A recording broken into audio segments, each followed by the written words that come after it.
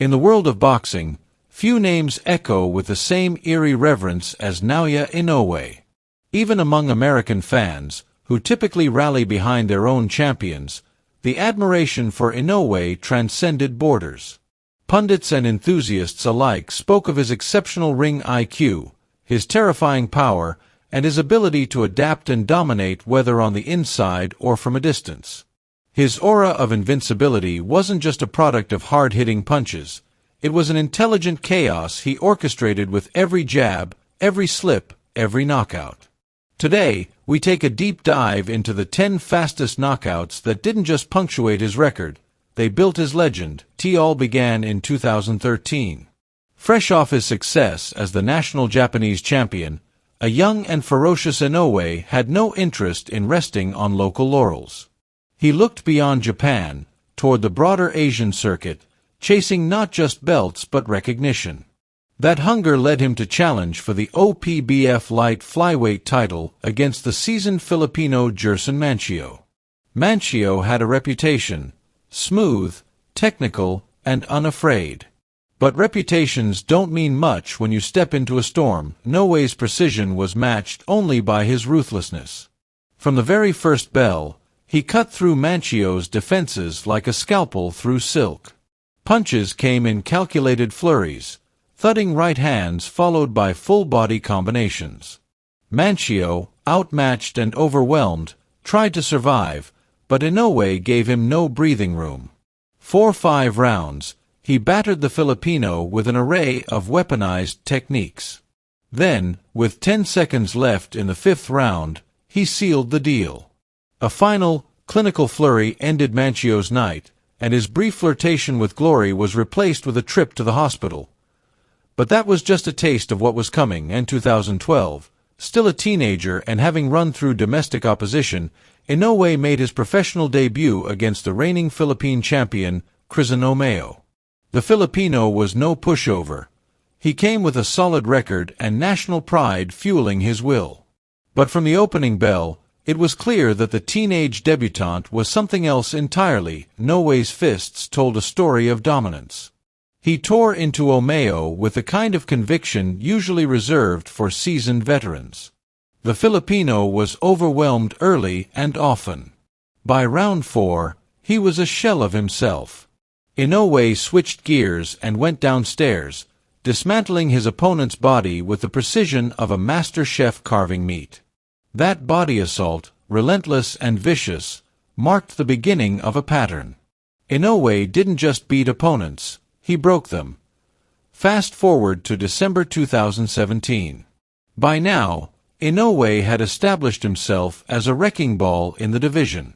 His next test came in the form of Yoan Boyeaux, a tall, rangy Frenchman riding a 31-fight win streak. Boyeaux came to Japan believing he could outbox the monster, but that illusion evaporated the moment Inoue found his timing. Began with a flurry in the opening round, a brutal exchange that ended with Boyeaux tasting the canvas for the first time. He beat the count, barely, but the monster wasn't finished. The bell may have saved him from round 1, but it couldn't save him from what followed. In round 2, Inoue went back to the body. A thunderous left hook crashed into Boyeaux's ribs, and the Frenchman folded like a beach chair. The body could no longer carry the weight of pride. It was over. May 2017 brought another memorable night in Tokyo. Inoue was defending his WBO junior bantamweight title at the Ariake Coliseum against Ricardo Rodriguez, a top Mexican contender. Rodriguez came in with swagger and confidence. He even wore a traditional Japanese headband, a mocking gesture that didn't sit well with the locals. Rodriguez was no slouch. He had stopped his last 4 opponents and came in with the intention to do the same to Inoue. But arrogance has a cost. Inoue took his time early on, observing, calculating. Then, like flipping a switch, he began to open up. The combinations started flowing, and Rodriguez quickly realized that this wasn't the kind of storm you can simply walk through. The advice from Inoue's corner was simple: throw the left hook more often, and throw it with bad intentions. 30 seconds into the third round, Rodriguez was knocked down. He rose, but it was futile. Another left hook brought him crashing down again. This time, he stayed down. The bout was over, and so was Rodriguez's dream of wearing the belt. As Inoue's star rose, so did the quality of opposition. Next came a bout against Omar Narváez, a future Hall of Famer and long-reigning champion with 27 world title defenses to his name. This wasn't just a fight, it was a generational clash. The first round was explosive. Inoue wasted no time. A single grenade-like punch buckled Narváez's knees, and a follow-up shot sent him crashing to the floor. The veteran got up, only to be dropped again with a savage left hook. During the exchange, Inoue even fractured his own right hand, a testament to the sheer force behind his punches. Despite the injury, he pressed on. Narváez showed the heart of a lion, but his body couldn't take the punishment. A final two-punch combination to the body folded him for good. That night, Inoue didn't just win a belt, he solidified his place as one of the most dangerous fighters on earth. After a year-long layoff, Inoue returned to face the #1 contender, Yoan Payano. Payano was tough, awkward, and skilled, a man not to be underestimated. But Inoue saw him differently. He saw him as the perfect canvas to paint his comeback on. Inoue opened the bout with controlled aggression. Payano, perhaps underestimating the Japanese phenom, tried to smile through the early exchanges. That grin disappeared quickly. Inoue punished him with surgical efficiency, taunting him at times, then lacing him with cruel combinations. The fight barely lasted 2 rounds. Payano later admitted that he had never felt anything like it. Another unforgettable encounter occurred in May 2019.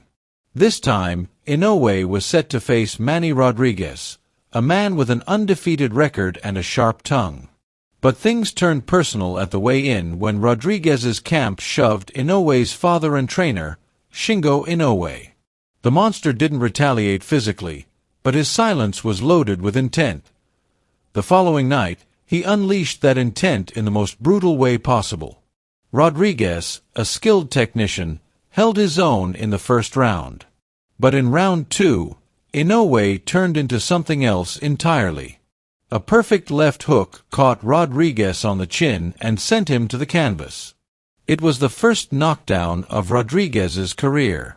He got up, only to be greeted with another storm of punches, culminating in a vicious body shot that ended the fight. It was more than a win, it was a message. Back in 2018, another overconfident opponent walked into Inoue's crosshairs. Jamie McDonnell, a towering Brit with a 21-fight win streak, had made the fatal error of mocking Inoue's name and treating him like an unknown. He couldn't even pronounce Naoya, instead dismissively calling him Inoue. Inoue made sure McDonnell remembered his name the hard way. The opening bell, McDonnell tried to use his reach and jab to keep Inoue at bay. But it didn't matter. Inoue exploded into his space and peppered him with a combination of body and head shots. McDonnell dropped like a stone. He rose, but he had no idea where he was. The second knockdown sealed it. For McDonnell, the name Naoya Inoue would forever be etched into his memory, and perhaps his ribs.